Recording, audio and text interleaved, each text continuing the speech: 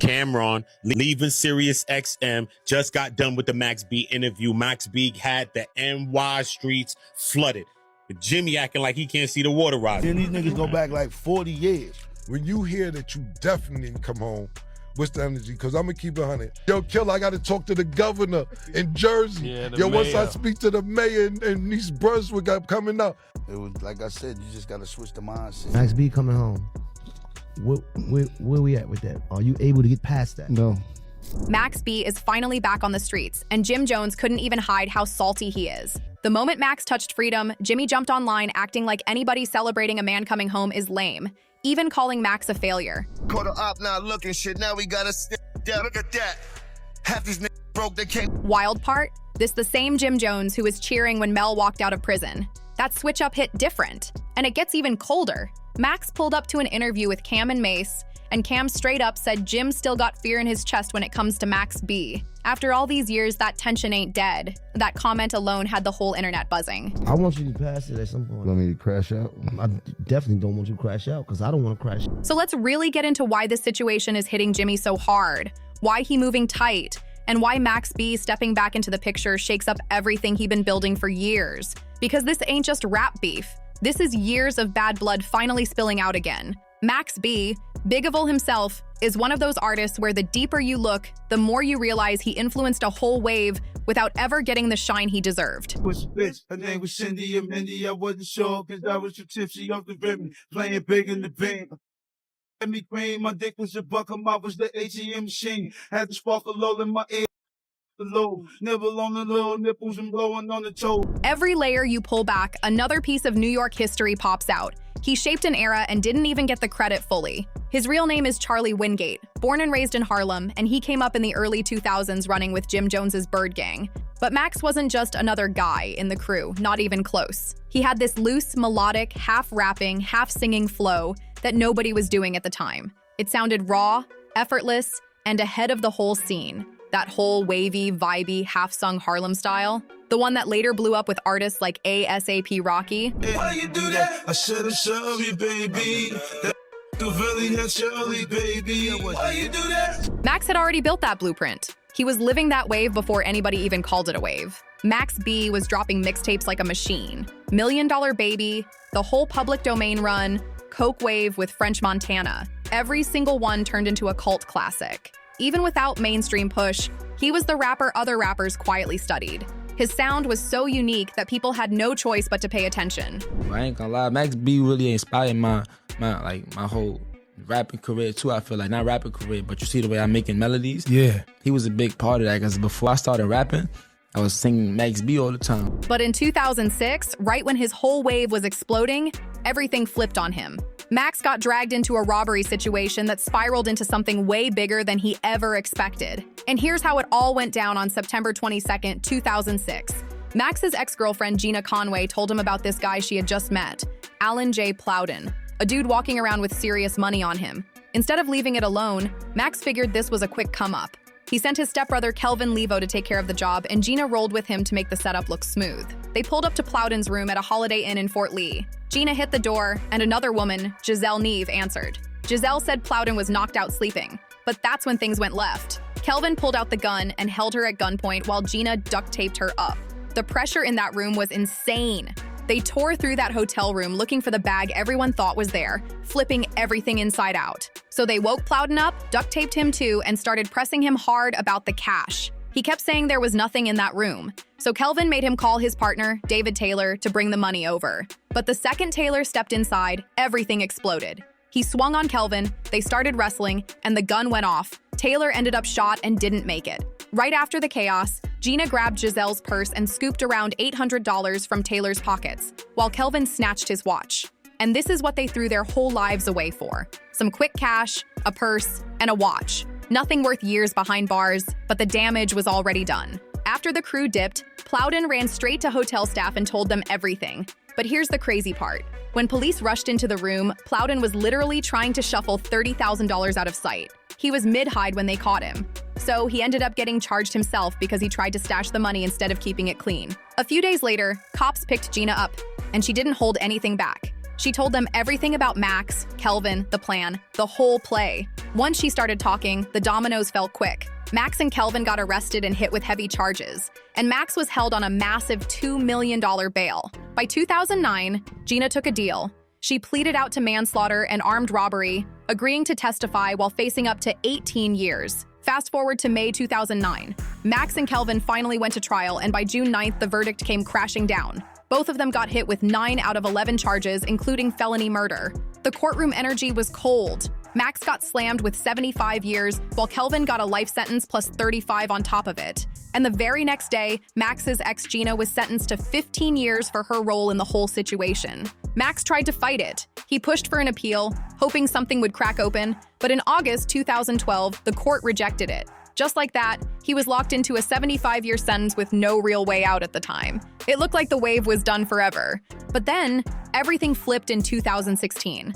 The case took a wild turn when it came out that Max's original lawyer had a conflict of interest, which changed the whole direction. His conviction got tossed out, and the sentence got dropped to 20 years after he pleaded guilty to aggravated manslaughter. Suddenly, there was a light at the end of the tunnel again. Jump to November 9th. Max finally walked out of prison after almost 16 years behind bars. Now let his kids go. Where's daughter?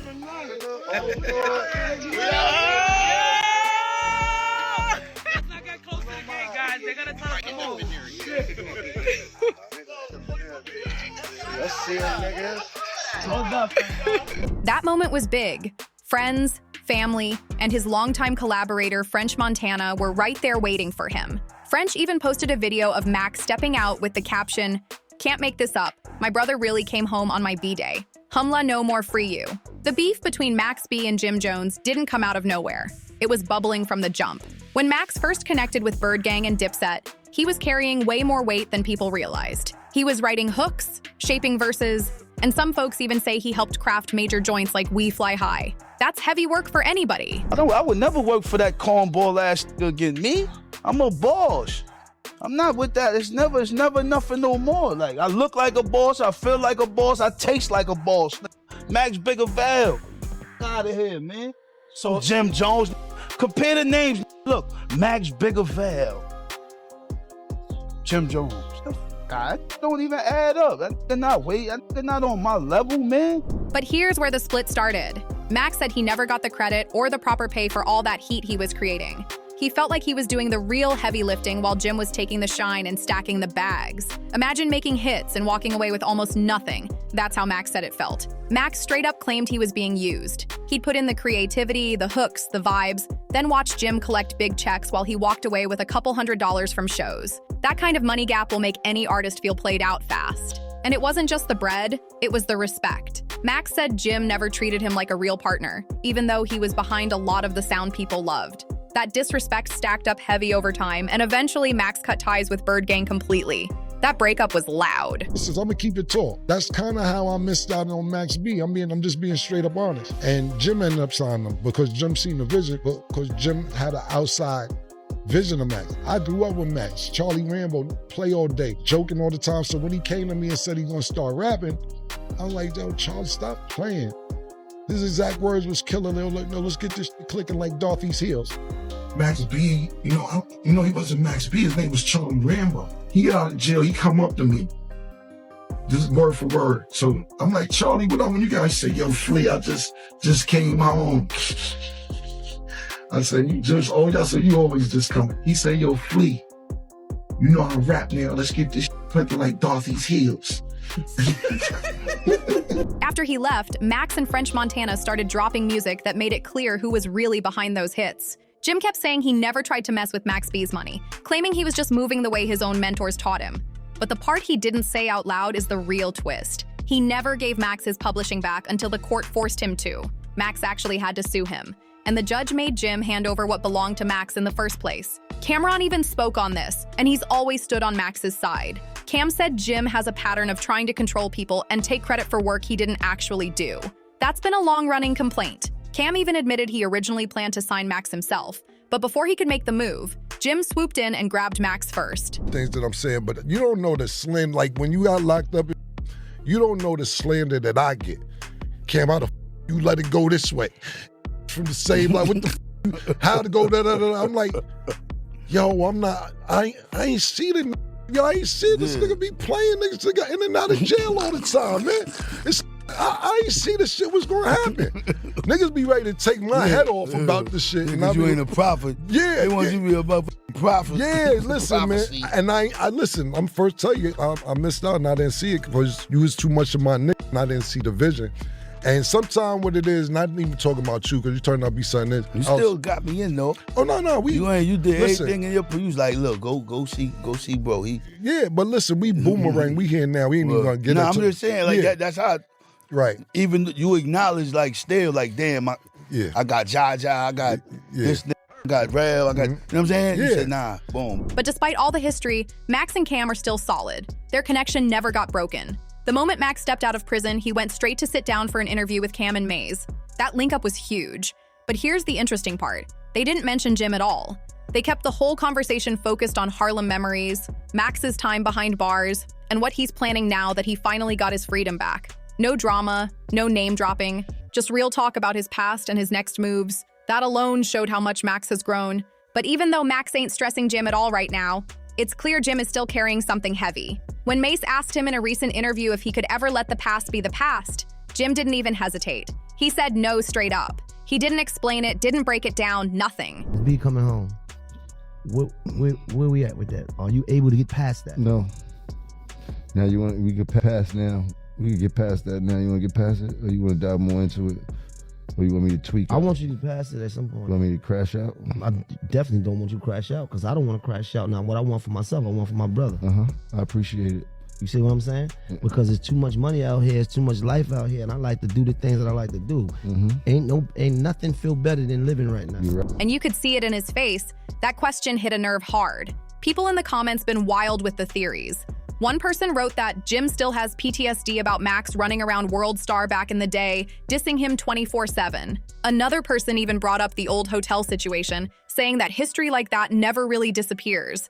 But others see it differently. One comment said, Jim is saying this because Max B is not in front of him.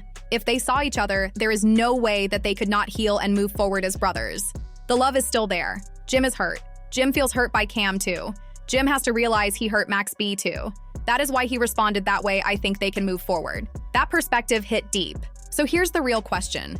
Can they honestly move past all this? Can Max and Jim ever rebuild what they once had? Or is the history too messy, too loud, and too personal to repair after all these years? Let me know how you see it.